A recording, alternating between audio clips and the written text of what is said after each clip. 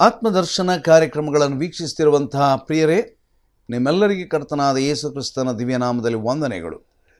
ನಾವು ಈ ದಿವಸದಲ್ಲಿ ಈ ವಾಕ್ಯ ಭಾಗವನ್ನು ನಾವು ಅಧ್ಯಯನ ಮಾಡುವುದರ ಮೊದಲು ದೇವರು ನಮ್ಮನ್ನು ಆಶೀರ್ವದಿಸುವ ಹಾಗೆ ಪ್ರಾರ್ಥಿಸೋಣ. ಭೂಮಿ ಆಕಾಶಗಳನ್ನು ನಿರ್ಮಾಣ ಮಾಡಿದ ಪರಲೋಕದ ತಂದೆಯಾದ ದೇವರೇ, ನಿನ್ನ ವಾಕ್ಯದ ಗಂಭೀರವಾದ ಸತ್ಯಗಳನ್ನು ನಾವು ಅಧ್ಯಯನ ಮಾಡುತ್ತಿರುವಾಗ ನಿನ್ನ ಪವಿತ್ರಾತ್ಮನ ಮೂಲಕವಾಗಿ ಸತ್ಯಾಂಶಗಳನ್ನು ನಾವು ಗ್ರಹಿಸಿಕೊಳ್ಳುವಂತೆ ಅನುಗ್ರಹ ಮಾಡು ಎಂಬುದಾಗಿ ಪ್ರಾರ್ಥಿಸ್ತೇವೆ. ನಮ್ಮ ನಿನ್ನ ಹತೋಟಿಯಲ್ಲಿಟ್ಟುಕೊಂಡು ನಿನ್ನ ಮಹಿಮೆಗಾಗಿ ನಡೆಸು. ನಾವು ಬೇಡಿದ್ದನ್ನು ಬೇಡದೆ ಬಿಟ್ಟವುಗಳನ್ನು ಯೇಸು ಕ್ರಿಸ್ತನ ದಿವ್ಯನಾಮದಲ್ಲಿ ಸ್ತೋತ್ರ ಸಲ್ಲಿಸಿ ದೀನತೆಯಿಂದ ಬೇಡಿದ್ದೇವೆ ಸ್ವಾಮಿ, ಆಮೇನ್. ಪ್ರಕಟಣೆ ಗ್ರಂಥ 10ನೇ ಅಧ್ಯಾಯ, ನಾವು ಸುಮಾರು 7 ವಚನಗಳವರೆಗೆ ನಾವು ಅದನ್ನು ಆಲೋಚನೆ ಮಾಡುತ್ತಾ ಬಂದಿದ್ದೇವೆ. ಇವಾಗ ನಾವು ಮುಂದಕ್ಕೆ ಹೋಗೋಣ. We see how attentive John was to the word of God. ಯೋಹಾನನು ದೇವರ ವಾಕ್ಯಕ್ಕೆ ಎಷ್ಟರ ಮಟ್ಟಿಗೆ ಗಮನವಿಟ್ಟನೆಂಬುದಾಗಿ ನಾವು ನೋಡಿದೆವು. Next we see how attuned he was to the will of God. ನೋಡಿ, 2 ಬಹಳ ಪ್ರಾಮುಖ್ಯ. Number 1, how attentive we are to the word of God and how we are attuned to the will of God. ದೇವರ ವಾಕ್ಯವನ್ನು ನಾವು ಬಹಳ ಗಮನವಿಟ್ಟು ನಾವು ಧ್ಯಾನಿಸಬೇಕು, ಗಮನಿಸಬೇಕು, ಅದನ್ನು ತಿಳ್ಕೊಳ್ಬೇಕು. ಅದು ಒಂದನೇದು. ಎರಡನೇದಾಗಿ ನಾವು ನಿಜವಾಗಿಯೂ ಕೂಡ ದೇವರ ಚಿತ್ತಕ್ಕೆ ನಾವು ನಿಜವಾಗಿ ನಮ್ಮ ಶ್ರುತಿಯನ್ನು ಸೇರಿಸುವವರಾಗಿರಬೇಕು. ನಾವು ದೇವರ ಚಿತ್ತದ ಶ್ರುತಿಗೆ ನಮ್ಮ ಶ್ರುತಿ ಅದು ಮೇಳೈಸುವಂಥ ರೀತಿಯಲ್ಲಿರಬೇಕದು. That is very very important. The word of God and the will of God. ದೇವರ ವಾಕ್ಯ, ದೇವರ ಚಿತ್ತ. ಅನೇಕ ಸಾರಿ ನಮ್ಮ ಮನುಷ್ಯನ ಅನೇಕ ಸಮಸ್ಯೆಗಳಿಗೆ ಒಂದು ದೊಡ್ಡ ಕಾರಣ ಏನಂತ ಹೇಳಿದರೆ, ಮನುಷ್ಯನಿಗೆ ಅವನು ಹೇಳಿದ ಹಾಗೆ ಆಗಬೇಕು. ಮನುಷ್ಯನಿಗೆ ಅವನ ಮಾತುಗಳು ನೆರವೇರಬೇಕು.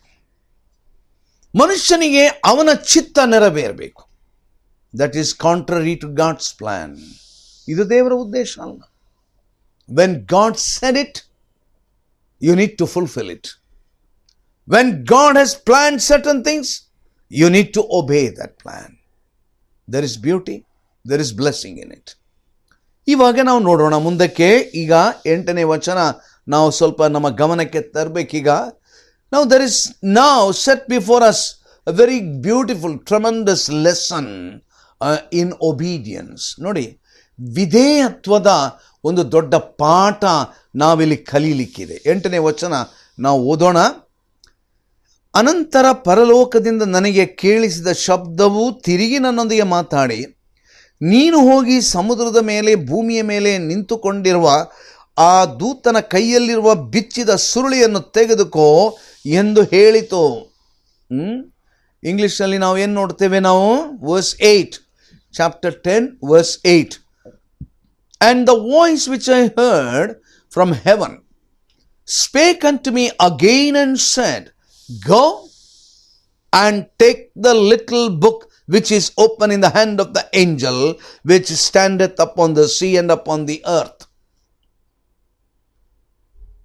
ಭೂಮಿ ಆಕಾಶಗಳ ಮೇಲೆ ತಮ್ಮ ಕಾಲುಗಳನ್ನು ನೆಲೆಯೂರಿಸಿದಂಥ ಆ ದೂತನ ಕೈಯಲ್ಲಿರುವಂಥ ಆ ಪುಸ್ತಕವನ್ನು ನೀನು ತೆಕ್ಕೊಳ್ಳೋ. Go and take the little book. ನಾವು at the commencement of all these revelations, ನೋಡ್ರಿ, ಎಲ್ಲ ಪ್ರಕಟಣೆಗಳ ಮೊದಲು we know that John had fallen at the foot of this one as dead. ಸತ್ತವನಂತೆ ಯೋಹಾನನು ಅಲ್ಲಿ ಬಿದ್ದನೆಂಬುದಾಗಿ ನಾವು ನೋಡ್ತೇವೆ. Only to feel his hand upon him and hear his gracious word, fear not. ಆದರೆ ಆತನು ಯೋಹಾನನಿಗೆ ಭಯಪಡಬೇಡ ಎಂಬುದಾಗಿ ಆತನ ಭುಜದ ಮೇಲೆ ಕೈಗಳನ್ನಿಟ್ಟು ಹೇಳಿದ. Henceforth, John feared nothing. ಅಂದಿನಿಂದ ಯೋಹಾನನು ಭಯಪಡಲಿಲ್ಲ. ಅಂದಿನಿಂದ ಅವನಿಗುಂಟಾದಂಥ ದರ್ಶನಗಳ ಕುರಿತು ಆತನು ಬರೆಯುತ್ತಾ ಇರುವುದನ್ನು ನಾವು ನೋಡುತ್ತಾ ಇದ್ದೇವೆ. He was not afraid. We see him unafraid amid the cherubim, unafraid in the presence of the 24 elders. ಆ ಕೆರೂಬಿಗಳನ್ನು ನೋಡಿದಾಗ ಅವನಿಗೆ ಭಯ ಆಗಲಿಲ್ಲ. ಅಲ್ಲಿ ಆತನು ಆ 24 ಹಿರಿಯರನ್ನು ನೋಡಿದಾಗ ಆತನಿಗೆ ಭಯವಾಗಲಿಲ್ಲ. He slept plagued by none of that self-consciousness, that sense of personal inferiority which holds us back so often from doing the will of God. ಅಯ್ಯಯ್ಯೋ, ನಾನೆಷ್ಟು ಅಯೋಗ್ಯನು, ನಾನಿದನ್ನೆಲ್ಲ ಮಾಡಲಿಕ್ಕೆ ನಾನು ಅಯೋಗ್ಯನಪ್ಪ, ನಾನಿದನ್ನೆಲ್ಲ ಮಾಡುವುದಿಲ್ಲ ಎಂಬಂತ ಒಂದು ಇನ್ಫೀರಿಯಾರಿಟಿ ಕಾಂಪ್ಲೆಕ್ಸ್ ಅನೇಕರಿಗೆ ಉಂಟು. ಅಯ್ಯಯ್ಯೋ, ನಾನಿದೆಲ್ಲ ಮಾಡೋದಿಲ್ಲಪ್ಪ, ನನಗಿದೆಲ್ಲ ಮಾಡಲಿಕ್ಕೆ ಆಗೋದಿಲ್ಲ. ಮೋಶೆ ಅದನ್ನು ಹೇಳಿದ್ದು, ಸ್ವಾಮಿ ನನಗೆ ಮಾತಾಡಲಿಕ್ಕೆ ಬಾಯಿ ಬರೋದಿಲ್ಲ, ಸ್ವಾಮಿ ನಾನಿದನ್ನು ಮಾಡಲಿಕ್ಕೆ ಯೋಗ್ಯನಲ್ಲ. ಅನೇಕರಲ್ಲಿ we have developed an inferiority complex. Now we know that, now no more inferiority complex. He is told to go up to that glorious one who holds the book in his hand and boldly ask that the book be given to him. ನೋಡಿ, ಅದನ್ನು ಓದ್ತೇನೆ ಒಂದು ಸಾರಿ. ನೀನು ಹೋಗಿ ಸಮುದ್ರದ ಮೇಲೆ, ಭೂಮಿಯ ಮೇಲೆ ನಿಂತುಕೊಂಡಿರುವ ದೂತನ ಕೈಯಲ್ಲಿರುವ ಆ ಬಿಚ್ಚಿದ ಸುರುಳಿಯನ್ನು ತೆಗೆದುಕೋ. What a wonderful revelation. Now John is not afraid. Now John is not scared. Now John, we don't find him with the self-consciousness or self in the front. ಅವನ ಸ್ವಾರ್ಥ ಮುಂದಕ್ಕೆ ಬರ್ತಾ ಇಲ್ಲ. What an astonishing demand to make of the mighty conqueror. ಅದ್ಭುತವಾದಂಥ, ಜಯಶಾಲಿಯಾದಂಥ ಆ ವ್ಯಕ್ತಿಯ ಬಳಿಗೆ ಹೋಗಿ ಆ ಪುಸ್ತಕ ತಕೋ, ಆ ವಾಕ್ಯವನ್ನು ತಕ್ಕೋ. Think of the audacity of it, the holy boldness of it. ಆತನ ಧೈರ್ಯ, ಆತನ ಪವಿತ್ರವಾದಂಥ ಆ ಒಂದು ಧೈರ್ಯ, boldness. My dear brother, my dear sister, we need the holy boldness, not only to believe the word of God, to proclaim the word of God. ಭಯಪಡಬೇಕಾಗಿಲ್ರಿ. ದೇವರ ವಾಕ್ಯದ ಸತ್ಯವನ್ನು ಹಿಡ್ಕೊಳ್ಳಿಕ್ಕೆ, ದೇವರ ವಾಕ್ಯದ ಆ ಗ್ರಂಥದ ವಿಚಾರಗಳನ್ನು ನಾನು ಪ್ರಕಟಪಡಿಸಲಿಕ್ಕೆ ನಾವು ಭಯಪಡಬೇಕಾಗಿಲ್ಲ. The Lord has been waiting for centuries to open that book and to proceed with the closing chapters of God's divine purposes for the end of the age. ಅಂತ್ಯ ದಿವಸಗಳಲ್ಲಿ ಏನೆಲ್ಲ ನಾನು ಮಾಡಲಿಕ್ಕಿದ್ದೇನೆ, ಏನೆಲ್ಲ ನಾನು ತಿಳಿಸ್ಲಿಕ್ಕಿದ್ದೇನೆ, ಅವುಗಳು ಮುಚ್ಚಿಡಲ್ಪಟ್ಟಿದೆ. ಈಗ ದೇವರು ಯೋಹಾನಿಗೆ ಹೇಳ್ತಾನೆ, ಹೋಗಪ್ಪ, ನೋಡು ಅವನ ಕೈಯಲ್ಲ ಪುಸ್ತಕ ಉಂಟು, ತಗೋ ತಗೋ ತಗೋ ತಗೋ, ಕಮ್ ಆನ್, ಟೇಕ್ ಇಟ್. 8ನೇ ವಚನ, ದೂತನ ಕೈಯಲ್ಲಿರುವಂತಹ ಬಿಚ್ಚಿದ ಸುರುಳಿ, ಮುಚ್ಚಿದ ಸುರುಳಿ ಅಲ್ಲ, ಬಿಚ್ಚಿದ ಸುರುಳಿ. ಆ ಬಿಚ್ಚಿದ ಸುರುಳಿಯನ್ನು ತೆಗೆದುಕೋ. John is told to go up to him and say, please give that book to me. ಆ ಪುಸ್ತಕ ದಯಮಾಡಿ ನನಗೆ ಕೊಡಪ್ಪ. How dare he was. One would need to be well attuned to the will of God to do a thing like that. ದೇವರ ಸಾನ್ನಿಧ್ಯದಲ್ಲಿ ಹೋಗಿ ಯಾವುದನ್ನಾದರೂ ಕೇಳಬೇಕಾದ್ರೆ ಅದು ದೇವರ ಚಿತ್ತ ಹೌದೋ ಅಲ್ಲವಾ ಎಂಬಂತ ತಿಳುವಳಿಕೆ ನನಗಿರಬೇಕು. Has God told me to do that? Has God told me to do that? If God has told me to do that, I need to have the holy boldness to go and ask. ದೇವರ ಚಿತ್ತವನ್ನು ತಿಳ್ಕೊಳ್ಳುವುದು, If that is the will of God, I have the boldness to ask God. Yet that is exactly what John is doing now. Oh, for such prompt, unquestioning obedience that God demands from you and me. ದೇವರು ಈ ದಿವಸ ನಿನ್ನಿಂದ ನನ್ನಿಂದ ಅಪೇಕ್ಷಿಸುವಂತಹದ್ದು ಇಂತಹ ಒಂದು ಮರುಪ್ರಶ್ನೆ ಮಾಡದ ವಿಧೇಯತ್ವ. An obedience to the revealed word of God. ಪ್ರಕಟವಾದಂಥ ದೇವರ ವಾಕ್ಯಕ್ಕೆ ವಿಧೇಯತ್ವ. Oh, to be so attuned to that will of God. ಆತನ ಆಚಿತ್ತ, ಆತನ ಆಲೋಚನೆ, ಅದಕ್ಕೆ ನಾವು ಸ್ಪಷ್ಟವಾದ ತಿಳುವಳಿಕೆ ಉಳ್ಳವರು. God does not have many servants like John. Is it any wonder that our eyes are turned upon him? ಎಷ್ಟು ಸತ್ಯ ನೋಡ್ರಿ. ಇವಾಗ ನಮ್ಮ ದೃಷ್ಟಿ ಯಾರ ಮೇಲೆ ಉಂಟು? ಈಗ ಯೋಹಾನನ ಮೇಲೆ ಉಂಟು. Because of his prompt obedience to God's will, John is given a fresh comprehension of God's word. ನೋಡ್ರಿ, ದೇವರ ಚಿತ್ತಕ್ಕೆ ಒಬ್ಬ ಮನುಷ್ಯನು ವಿಧೇಯತೆಯನ್ನು ತೋರಿಸುವಾಗ, go and take the word. Go and do this work. When I do anything under the command of the Lord, and when I am attuned to the will of God, ನಾನು ದೇವರ ಚಿತ್ತಕ್ಕೆ ಒಳಗಾಗಿರುವಾಗ, oh, what a blessing it is. The Lord begins to reveal the secrets of God. ದೇವರು ನನಗೆ ಆ ವಾಕ್ಯದಲ್ಲಿ ಹುದುಗಿದಂಥ ಗುಟ್ಟುಗಳನ್ನು ತಿಳಿಯಪಡಿಸ್ತಾನೆ. The Lord is going to open the secrets. The Lord is going to open the secrets before me. Oh, my dear brother, my dear sister, how is you? How is your life? Are you attuned to the will of God? Are you attuned to the will of God? And are you attentive to the word of God? We are missing these two things. ನೋಡಿ, we are not attentive to the word of God. ಅನೇಕ ಸಾರಿ ನಾವು ದೇವರ ವಾಕ್ಯ ಪ್ರಸಂಗಿಸಲ್ಪಡುವಾಗ ನಮಗೆ ಅದನ್ನು ಕೇಳುವುದಿಲ್ಲ.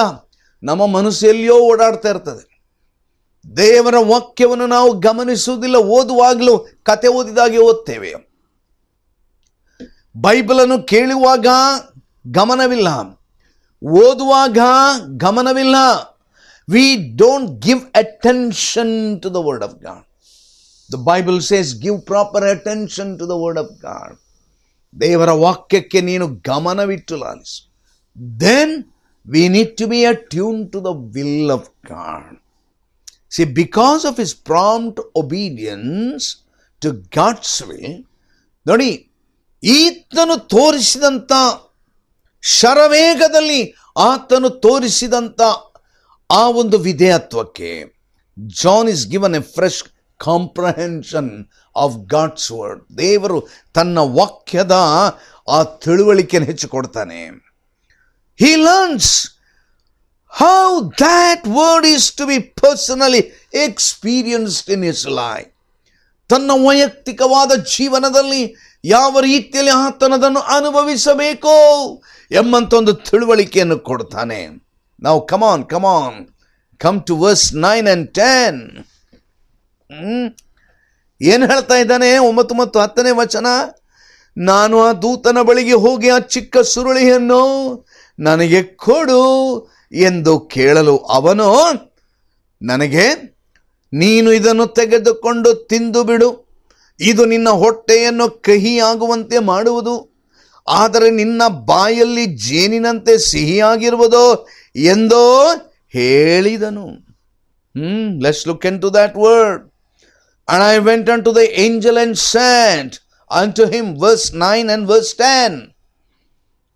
What he says? I went unto the angel and said unto him, give me the little book. And he said unto me, take it and eat it up, and it shall make thy belly bitter, but it shall be in thy mouth sweet as honey. And I took the little book out of the angel's hand and ate it up, and it was in my mouth sweet as honey, and as soon as I had eaten it, my belly was bitter. Wow. What an obedience. What a submission to the plan and the will of God. Eating is an easily recognized symbol for receiving the knowledge. ದೇವರ ಜ್ಞಾನ ಅದನ್ನು ಪಡೆಯುವುದಕ್ಕಾಗಿ ತಿನ್ನುವಂತಹದ್ದು ಅದೊಂದು ಸಾಂಕೇತಿಕವಾದಂಥ ಒಂದು ಸೂಚನೆಯಾಗಿದೆ. For example, ನಮ್ಮ ದಿನನಿತ್ಯದ ಜೀವನದಲ್ಲಿ we say that, let us digest that piece of information. Let us digest that piece of information. ಕೆಲವು ವಿಷಯಗಳು ನಮಗೆ ಪೂರ್ತಿ ಅರ್ಥ ಆಗದಿದ್ದರೆ ನಾವೇನು ಹೇಳ್ತೇವೆ, let us digest that information. ಅದನ್ನು ಸ್ವಲ್ಪ ಅರಗಿಸಿಕೊಳ್ಳ್ರಿ, ಕರಗಿಸಿಕೊಳ್ಳ್ರಿ. ಅಂದ್ರೆ ಅರ್ಥ ಎಂಥದ್ದು? ನೀವು ಕೇಳಿದ ವಿಚಾರವನ್ನು ಸ್ವಲ್ಪ ಅರಗಿಸಿಕೊಳ್ಳ್ರಿ ಅಥವಾ ಕರಗಿಸಿಕೊಳ್ಳ್ರಿ ಎಂಬುದಾಗಿ ಹೇಳಿದರೆ ಏನರ್ಥ? What does it mean? See what John savored of the mind and will of God in that little book was sweet to the taste. ಈ ಯೋಹಾನನು ಆ ಪುಸ್ತಕವನ್ನು ತೆಗೆದುಕೊಂಡು ಆತನಿಗೆ ಅಪ್ಪಣೆಯಾದ ಹಾಗೆ ಅದನ್ನು ಆತನು ತಿಂದಾಗ ಅವನಿಗೆ ವಾಕ್ಯ ಹೇಳ್ತದೆ, ಅವನ ಬಾಯಲ್ಲಿ ಜೇನಿನಂತೆ ಅದು ಸಿಹಿಯಾಗಿತ್ತು. It was very, very tasty.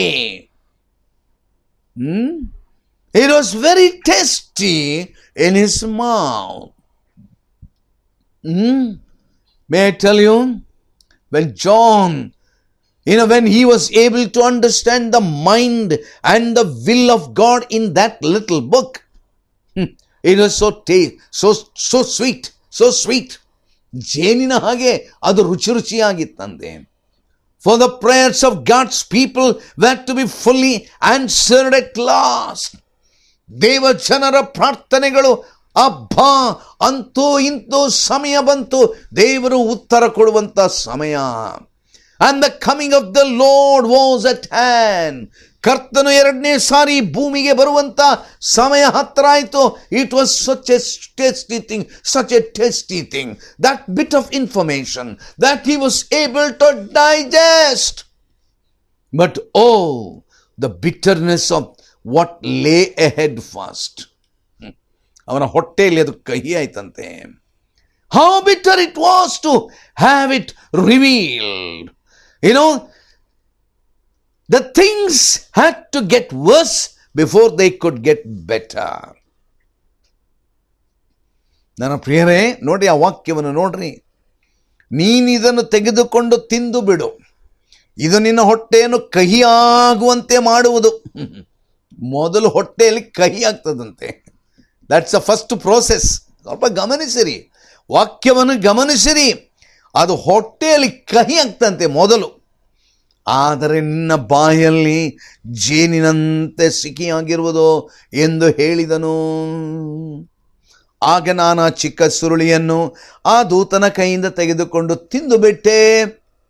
ಅದು ನನ್ನ ಬಾಯಲ್ಲಿ ಜೇನಿನಂತೆ ಸಿಹಿಯಾಗಿತ್ತು. ಅದನ್ನು ತಿಂದ ಮೇಲೆ ನನ್ನ ಹೊಟ್ಟೆ ಕಹಿ ಆಯಿತು. ಹೊಟ್ಟೆಯಲ್ಲಿ ಕಹಿ, ಬಾಯಲ್ಲಿ ಸಿಹಿ. ಹೊಟ್ಟೆಯಲ್ಲಿ ಕಹಿ, ಬಾಯಲ್ಲಿ ಸಿಹಿ. ನನ್ನ ಪ್ರಿಯರೇ, what an amazing experience that John had. How bitter was the further revelation of beasts and bowels and battles before the final breaking of the day. ಅಂತಿಮ ದಿನ ಬರುವುದಕ್ಕಿಂತ ಮುಂಚಿತವಾಗಿ ಎಂಥ ಭಯಂಕರವಾದಂಥ ದಿನಗಳು, ಕಹಿಯಾದ ಅನುಭವಗಳು. John could not take a merely academic interest in these revelations. ಆತನು ಸಿಕ್ಕಿದಂಥ ಈ ಪ್ರಕಟಣೆ ಅದು ಆತನಿಗೆ ಒಂದು ಕೇವಲ ಒಂದು ವಿದ್ಯಾರ್ಜನೆಯ ಒಂದು ಪ್ರಕಟಣೆಯಲ್ಲ. ಅನೇಕರಿಗೆ ಪ್ರಕಟಣೆ ಗ್ರಂಥ, they just want it something like an academic exercise. ತಮ್ಮ ವಿದ್ಯಾಭ್ಯಾಸಕ್ಕೆ ಜ್ಞಾನಾರ್ಜನೆಗಾಗಿ ಏನೋ ತಲೆ ಸ್ವಲ್ಪ ದೊಡ್ಡದಾಯಿತು, ಬೈಬಲೆಲ್ಲ ಓದಿದೆ, ಪ್ರಕಟಣೆ ಎಲ್ಲ ಓದಿದೆ, ನನಗೀಗ ಸ್ವಲ್ಪ ಜ್ಞಾನ ಬಂತು. ನನ್ನ ಪ್ರಿಯರೇ, ದೇವರು ನಮಗೆ ಪ್ರವಾದನೆ ಜ್ಞಾನ ಕೊಡೋದು ಕೇವಲ ನಮ್ಮ ಬುದ್ಧಿ ವಿಕಸನಕ್ಕಲ್ಲ. No no no no that was not the purpose. That was not the purpose of the revelation. ಕೇವಲ ಜ್ಞಾನಾರ್ಜನೆಗಾಗಿ ದೇವರು ನಮಗೆ ಪ್ರಕಟಣೆ ಗ್ರಂಥವನ್ನು ಕೊಟ್ಟದ್ದು ಅಲ್ಲವೇ ಅಲ್ಲ. Oh, what happen now? What John is going to see in the days to come, the various happenings, oh, it's going to make his stomach bitter. John could not take it as merely an academic exercise. Surely they upset him. Perhaps that is one reason why God cannot reveal much to us of his plan. ಒಂದು ವೇಳೆ ನಾನು ಅನೇಕ ಸಾರಿ ನೆನೆಸ್ತೇನೆ, ಯಾಕೆ ಅನೇಕ ಸಾರಿ ನಮಗೆ ಪ್ರಕಟಣೆ ಗ್ರಂಥ ಅರ್ಥ ಆಗೋದಿಲ್ಲ.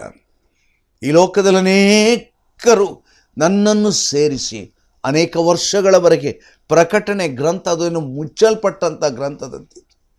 ಪ್ರಕಟಣೆ ಅಧ್ಯಯನದ ಪ್ರಾರಂಭದಲ್ಲಿ ನಾನು ಇದನ್ನು ಹೇಳಿದ್ದೆ. The book of Revelation was something like a closed book. The Bible, I could not understand the book of Revelation. ಪ್ರಕಟಣೆ ಗ್ರಂಥ ಓದಿದರೆ ಇದು ಏನಪ್ಪ ಗ್ರೀಕ್ ಆ್ಯಂಡ್ ಲ್ಯಾಟಿನ್ ಇದ್ದ ಹಾಗೆ ಅನ್ನಿಸ್ತದೆ. ನಿಮ್ಮಲ್ಲಿ ಕೆಲವರಿಗೆ ಹಾಗೆ ಅನ್ನಿಸಿರ್ಬೋದಲ್ಲ. ಪ್ರಕಟಣೆ ಓದ್ತೀರಿ ಮುಚ್ಚುತ್ತೀರಿ, ಎಂಥದಂತ ಅರ್ಥ ಆಗೋದಿಲ್ಲ. Are you able to understand it now? God has a plan. God has a time frame. Perhaps that is one reason why God cannot reveal much, because of the things that are happening. ದೇವರು ಉದ್ದೇಶಪೂರ್ವಕವಾಗಿ ಅದನ್ನು ನಮಗೆ ತಿಳಿಸುವುದಿಲ್ಲ. We would be too content perhaps with the head knowledge. ನಮಗೆ ತಲೆ ಜ್ಞಾನ ಸಿಕ್ಕಿಬಿಟ್ರೆ ನನಗೀಗೆಲ್ಲ ಗೊತ್ತಾಯ್ತಲ್ಲ. But we forget the deep significance of them that would affect us in the inner man. ನಮ್ಮ ಆಂತರ್ಯದಲ್ಲಿ, ಆ ವ್ಯಕ್ತಿತ್ವದಲ್ಲಿ ಬದಲಾವಣೆ ಆಗುವುದಕ್ಕಾಗಿ ನಾವು ಬಿಟ್ಟು ಕೊಡುವುದಿಲ್ಲ. I am coming to the close, my dear brothers. ಅಂತ್ಯಭಾಗಕ್ಕೆ ನಾವು ಬರ್ತಾ ಇದ್ದೇವೆ ಈಗ. Having learned how the word of God must be experienced in the life. Now John next is taught that it must be publicly expressed to the lost. Now ಕೇವಲ ಅದನ್ನು, it is not just we are experiencing it, but we must be able to express it to others. That's exactly, my brother, my sister, I am doing it. By God's grace, the Lord allowed me to understand and experience some of the details from the book of Revelation. And I can't just keep quiet. Having experienced the knowledge, having experienced some of the deeper things, I am just expressing it. I am expressing it. He records what he was told. You know what? 11 ಕೊನೆಯದು ವಚನ. ಈಗ ನಾನು ಏನು ಹೇಳ್ತಾನೆ, ದೇವರು ಹೇಳುವಂಥ ಮಾತನ್ನು ಗಮನಿಸಿರಿ. ಕೊನೆಯ ವಚನ, ಇನ್ನೂ ನೀನು ಅನೇಕವಾಗಿರೋ ಪ್ರಜೆ, ಜನ, ಭಾಷೆ, ರಾಜ ಇವರ ವಿಷಯದಲ್ಲಿ ಪ್ರವಾದನೆ ಹೇಳಬೇಕೆಂದು ನನಗೆ ತಿಳಿಸಲ್ಪಟ್ಟಿತು. ದೇವರ ಆಲೋಚನೆ, ದೇವರ ಒಂದು ವಿಶೇಷವಾದಂಥ ಒಂದು ಗಮನ. What he said? Verse 11, thou must prophesy again before many people and nations and tongues and kings. John's prompt obedience to God's will and his personal appropriation of God's word fitted him for a new and larger ministry. ಈ ದಿವಸ ಅನೇಕರು ಹೇಳ್ತಾರೆ ಪ್ರಸಂಗಿಸುವುದು ಸುಲಭರಿ, ಆದರೆ ಪ್ರಕಟಣೆ ಗ್ರಂಥ ವಿವರಣೆ ಮಾಡುವುದು ಕಷ್ಟ. May I tell you one thing? There are not many people who can do this. But by God's grace, the Lord has taught me. Here I have, the Lord enabled me to experience certain things, and with that, I express the book of Revelation. May it please the Lord, and may it be a blessing to your heart. ದೇವರಿಗೆ ಘನತೆಯನ್ನು ತರಲಿ ಮತ್ತು ನಿಮಗೆ ಅದು ಆಶೀರ್ವಾದದಾಯಕವಾಗಿರಲಿ. ನಮ್ಮ ತಲೆಗಳನ್ನು ಬಾಗಿಸಿ ಪ್ರಾರ್ಥಿಸಿ. ಪ್ರೀತಿಯುಳ್ಳ ಸ್ವಾಮಿ, ಪ್ರಕಟಣೆ 10ನೇ ಅಧ್ಯಾಯದ ಈ ಒಂದು ಅಧ್ಯಯನವನ್ನು ಮುಕ್ತಾಯ ಮಾಡಿದ್ದೇವೆ. ನೀನು ಕೊಟ್ಟಂಥ ಅನೇಕ ಆತ್ಮಿಕ ಪಾಠಗಳಿಗಾಗಿ ನಿನಗೆ ಸ್ತೋತ್ರ ಸ್ವಾಮಿ. ನಾವಿದನ್ನು ಕೇವಲ ಕೇಳಿದು ಓದುವುದು ಮಾತ್ರ ಅಲ್ಲ, ಅದಕ್ಕೆ ವಿಧೇಯರಾಗಿ ಜೀವಿಸುವಂತೆ ಅನುಗ್ರಹಿಸು. ಕೇಳಿದಂಥ ಪ್ರಿಯ ಸಹೋದರರನ್ನು ಆಶೀರ್ವದಿಸು. ನಿನ್ನ ವಾಕ್ಯವು ಹೌದು, ಅದು ನಮ್ಮ ಬಾಯಲ್ಲಿ ರುಚಿಯಾಗಿರ್ತದೆ, ಆದರೆ ಹೊಟ್ಟೆಯಲ್ಲಿ ಕಹಿ ಆಗ್ತದೆ. ಅನುಭವ ಅನೇಕ ಸಾರಿ ಸ್ವಾಮಿ ಎಷ್ಟು ಸ್ಪಷ್ಟವಾದದ್ದು. ಅನೇಕ ಸತ್ಯಗಳನ್ನು ನೀ ನಮಗೆ ತಿಳಿಯಪಡಿಸಿದ್ದಿ. ನಿನ್ನ ವಾಕ್ಯದ ಸತ್ಯಗಳಿಗೆ ವಿಧೇಯರಾಗಿ ಜೀವಿಸುವಂತೆ ಕೃಪೆ ಮಾಡು. ಯೇಸು ಕ್ರಿಸ್ತನ ದಿವ್ಯನಾಮದಲ್ಲಿ ನಮ್ಮ ಪ್ರಾರ್ಥನೆಯನ್ನು ಕೇಳಿದ್ದಕ್ಕಾಗಿ ನಿನಗೆ ಸ್ತೋತ್ರವಾಗಲಿ ಸ್ವಾಮಿ. ಆಮೇನ್.